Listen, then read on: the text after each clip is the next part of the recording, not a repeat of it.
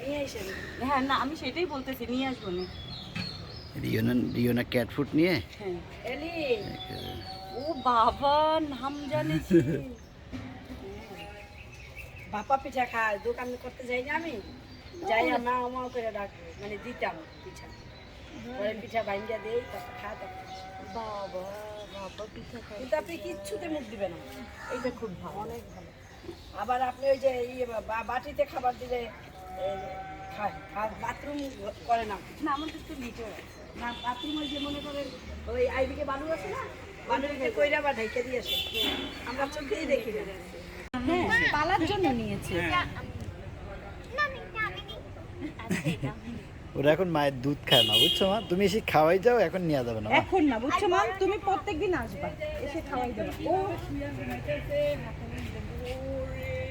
টাকা দিলে কথা শুনে কান্না করতেছি, তখন আমার পায়ের মধ্যে দিয়ে এরকম করে খাওয়া দিয়ে এরকম শুনে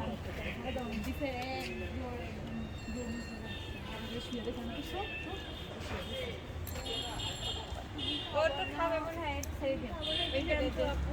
খাবো না তুমি এইদিকে না, ওইদিকে অনেক দূর না, এই পাশে না মা বাসা, তুমি এদিকে দেখতেছো কেন? তো আমরা চলে আসতে পারবো বলো না? হ্যাঁ আসবে, এসে খাবার দিয়ে যাবে।